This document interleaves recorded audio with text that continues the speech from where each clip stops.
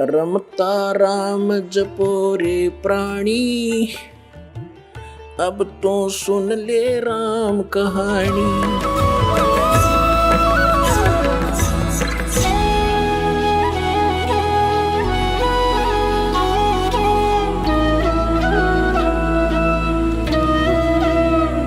अब आपको ये वो अनमोल ग्रंथ, वो अनमोल खजाना प्राप्त हुआ जो हमारे ही घरों में दबा हुआ था, और उस खजाने को ना मिलने से हम मजदूर बने फिरे थे, भिखारी बने फिरे थे। कि हनुमान जी का आगा हाथ जोड़े थे, दिए बाबा छोरा दे दे, कोठी दे दे। हर वो हनुमान और आप पर लंगोट मांडा करते, हमने कह देंगे बता। अब कहने का भाव ये है दास का कि हम उनसे मांगते फिर रहते जो कुछ दे नहीं सकते। ब्रह्मा विष्णु महेश आपको क्या दे सकते? आपकी जन्म मृत्यु ये नहीं समाप्त कर सकते, आपके संस्कार में कोई परिवर्तन ये नहीं कर सकते, ये अपनों में नहीं कर सके। जैसे विष्णु जी को श्राप दिया था नारद जी ने, अब यहाँ काल ने सबकी गांठ बांध रखी है। पहले तो श्रृंगार दे है, इनको प्रेरणा देता है, वह भक्ति करनी चाहिए। क्यों? ज्ञान तो ऐसा है परमात्मा के लिए, आत्मा विभोर हो जाती है, तड़फ उठती है, चाहे राज त्यागना पड़ो, चाहे शीश देना पड़ो, क्योंकि उसके बिना इसका पेटा भरा को नहीं, इसको संतुष्टि हो ही नहीं सकती वो मालिक मिले बिना। कितना ही सुख हो, जब उसको ज्ञान होगा तो एकदम अंगड़ाई लेती है आत्मा। वस्तु तो वो है जिस वस्तु को राजाओं ने भी चाहा, तो कितना अनमोल वस्तु है, और हम राज चाह रहे हैं। कितनी बुद्धि भ्रष्ट हो रही है हमारी, बिना ज्ञान के डरे ढो रहे हैं। अब नारद जी ने पता लगा, ज्ञान हुआ तो जंगल में जा बैठा। अब उसने ये सोचा, क्योंकि इन ऋषियों की बुद्धि काल के हाथ में थी, इन पर डरे डुबाव था। अब जैसे ये बच्चे ज्ञान सुनते थे नारद और ऋषियों से, दक्ष आदि से, तो वो क्या बताते थे, भाई परमात्मा की भक्ति बिना गुजारा नहीं, भक्ति करनी चाहिए, ये है। और फिर ये कहते थे भाई ये विकार इसमें बहुत बड़े बाधक हैं, ये भक्ति नहीं करने देते। तो नारद जी ने सोचा पहले इन विकारा ने ठीक करूं। जंगल में जा बैठा, निराहार रह गया, कभी थोड़ा बहुत खा लिया, और 10-12 वर्ष खूब अपनी साधना की। तो उसने आप पे फैसला कर दिया, और कौन सी यूनिवर्सिटी थी इनका टेस्ट हुआ करता, आप पे ने बोला कि भाई अब मैंने जीत ली सब इंद्रियों को, अब मैं बिल्कुल वासनाओं से रहित हो चुका। अब वो आ गया अपने पिता ब्रह्मा जी के पास। नारद जी ने कहा, पिताजी अब मैंने अपने विकारों पर काबू पा लिया है, मैंने जीत ली है ये माया, अब मैं भगत बनूंगा। ब्रह्मा जी को तो पता था कि यहाँ पर बुरा हाल है जीव का, और जब जवान बेटा इसको मैं कह दूंगा कि भाई ये तू गलत सोच रहा है, तो मन मान ये गुस्सा हो जाए, और गुस्सा होने से इनके पास काल ने ऐसा जुल्म कर रखा है, इनको विषैले सर्प बना देता है। ब्रह्मा को डर था, जैतने इसकी अब जो स्थिति में यूँ खड़ा है, और एक शब्द भी नो कह दिया कि तू गलत कह रहा है तो मुझे श्राप दे दे मनमान। यानी इनके पास ये श्राप शक्ति भर देता है काल, सिद्धि से, ये इनकी हठ योग से सिद्धि आती है। ब्रह्मा जी चुप रहा, ने बोला बेटा बड़ी अच्छी बात है, लेकिन इस तरह की बातें बताया नहीं करते। अब वो कह तनु था, वो कितने कह देगा विष्णु जी या जी किसी के पास, फिर वो इसकी देही तोड़ेंगे, यानी इसकी बिरान मट्टी कर देंगे। उसने कहा बेटा ठीक है, तू ऐसा करना, कहीं जिक्र ना करना। अक नहीं जी, क्यों ना करूं, मैंने तो विजय पा ली है, ढोल के डंके से कहूँगा। ब्रह्मा जी ने कहा फिर तू विष्णु जी के सामने मत कहना। अक अच्छा जी। अब वहाँ तो कह दिया, अच्छा जी पहुँचा। बालक की ये वृत्ति हो है, किसी को यूँ कह देना कि इस बक्से ना खोलिए, माँ बाप के जाते पहले उस सन खोल लगा। यह एक ऐसी वृत्ति हो उस बालक में, जिज्ञासा बढ़ जाती है। तो वो सीधा विष्णु जी के लोक में गया नारद जी। अब भगवान विष्णु ने कहा आओ महात्मा आओ बैठो। कैसे आए बच्चा? अब जी मैं साधना करके आया हूँ। कहा मुझे पता चला था भक्ति करने गए हुए। हाँ जी, और बहुत अच्छा, आपने क्या उपलब्धि की कि सब विकारों को, सब वासनाओं को, माया को मैंने जीत लिया है, अब मैं मार नहीं खाऊंगा। अब विष्णु जी ने कहा भी ठीक है, बड़ी अच्छी बात बेटा, साधु संत का प्रथम कर्तव्य तो यही होता है, इसमें विकारों पर विजय पा।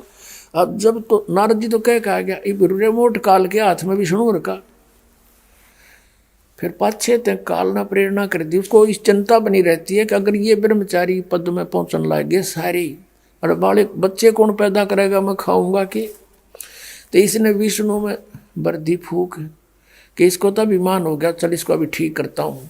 विष्णु जी ने काल प्रेरणा से एक मायावी नगरी रच दी अपनी सिद्धि तय। 16 कला के भगवान है ये।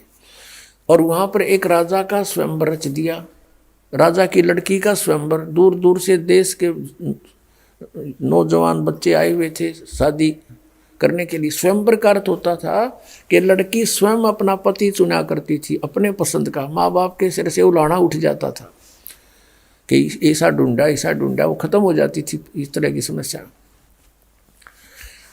अब नारद जी उसी नगरी से गुजरा, और ब्याह के गीत बहुत बुंडे हो हैं, आम आदमी में प्रेरणा हो जाए। सारे श्रृंगार कर औरतें गाने गा रही हैं, बहुत सुंदर नगर सजा रखा है। नारद जी ने पूछा भी क्या हो रहा है। वहां बताया नागरिकों ने कि भाई यहाँ एक राजा की लड़की बहुत सुंदर है, अप्सरा आई है समझो, ऐसी है, और उसका विवाह हो रहा है। अब नारद जी का भी उठी अंगड़ाई, उसने सोचा रहे ब्याह भी करवा के देख लिया कि बूढ़ी बात से पिताजी ने करवा रखा, चाचा जी ने करवा रखा, छोटे चाचा जी ने करवा रखा, क्या फर्क पड़े है। पिताजी ब्रह्मा जी, चाचा इसका विष्णु जी, छोटा चाचा शंकर जी, सारे विवाह कराए बैठे। तो इस प्रेरणा से वो भूल भाल गया अपने उद्देश्य ने। फिर उसने सोचा यह लड़की मुझे पसंद कैसे करेगी, इतना लंबा चोटा कचकोल कटा रखा। तो उसने सोचा भी तू भगवान से, विष्णु जी से उनका रूप मांग ले, बहुत सुंदर है भगवान। तो वो जा करके एक बनी में बाहर अर्ज करी,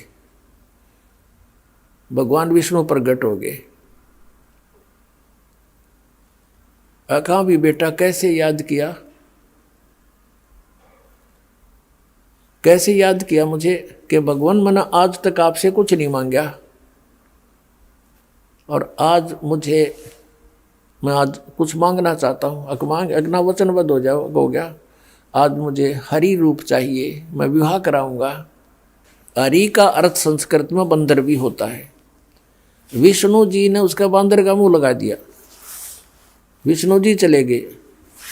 अब नारद जी ने सोचा कि मैं सबसे हैंडसम हो गया ही, और वो आ गया स्वयंवर में। स्वयंवर में चेयर रखी हुई थी, सभी राजा महाराजा जो भी विवाह कराने के इच्छुक थे उस पर बैठ के विराजमान हो गए। अब नारद जी भी बैठ गया जच के कुर्सी पे। अब लड़की आई माला लेकर, वरमाला। अब जो ही वो नारद के पास आई तो कति सोच लिया था आते बनेगा काम। अब वो लड़की उसे आगे गुजर गई, आगे निकल गई। उसने सोचा लड़की का ध्यान नहीं पड़ा दिखे। अब वहाँ से उठ के खाली कुर्सी और थी, वहाँ जा बैठा, अकीब इधर से आओगी जब दिखूंगा। अब वो उसके पास से फिर आगे गुजर गई, थोड़ी सी पीछे हो के, बल्कि अकुआ सकला उसको ढूंढ लागे कि मार दे तू रखे। तो जब वो आगे चली गई तो बहुत सोचने लगा क्या बात होगी।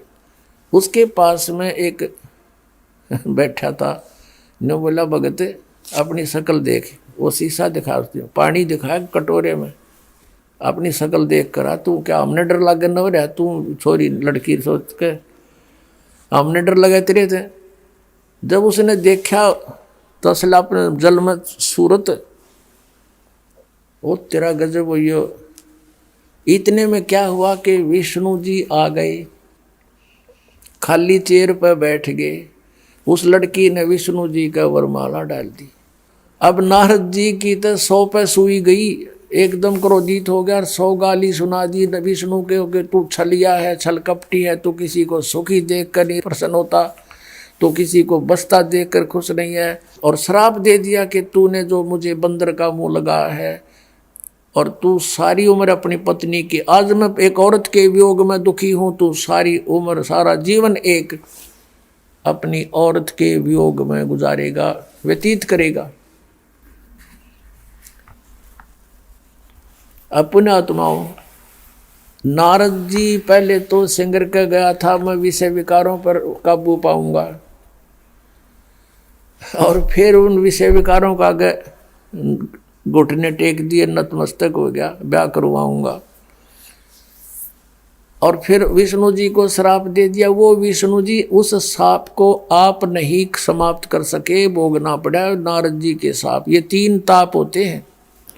इन 3 तापों में से किसी एक ये भी है कि कोई श्राप दे दे, कोई जंतर मंतर कर दे, कोई गाल दे, कोई अन्य प्रेत आत्माओं को किसी में डाल दे, तो उनको भी ये भगवान 3 ताप का नाश भी नहीं कर सकते। और कबीर परमेश्वर है, वो 3 ताप का नाश भी कर सकता है। आपके ऊपर कोई व्याधा किसी प्रकार की उसको पूर्ण रूपेण समाप्त कर सकता है।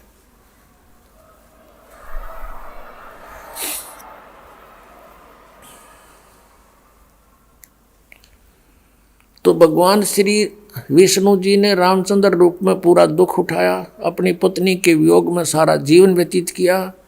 विवाह होते ही वनवास हुआ। वनवास में 2 वर्ष के बाद ही सीता का अपहरण हुआ।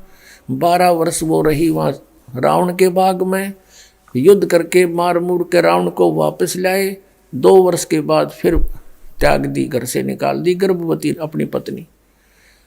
अब पत्नी वाल्मीकि के आश्रम में और पति अयोध्या का राजा, जिसका परिवार कहीं हो और वो राजा कितना ही अच्छा लगता हो, उसका जीवन नरक तुल्य होता है। अंत में भी नहीं मिल पाए दोनों के दोनों। सीता समा गई पृथ्वी में और श्री राम अर्थात विष्णु जी ने सरयू नदी में जल समाधि ली, उसमें छलांग लगा के जीवन अंत किया। फिर श्री राम रूप में बाली को मारा था श्री विष्णु जी ने, यानी रामचंद्र जी ने सुग्रीव के भाई को, उसका भी बदला देना पड़ा। श्री कृष्ण रूप में आए वही। और एक शिकारी जो बाली वाली आत्मा थी, वो शिकारी बना हुआ था, विषाक्त जहर से युक्त उसका तीर था, वो श्री कृष्ण के पैर में मार के उनका वध किया, अपना टिट फॉर टैट लिया। तो यहाँ परमात्मा कहते हैं, कबीर जी तुम कौन राम का जपते जापम, और ताते कटे ना ये 3 तापम।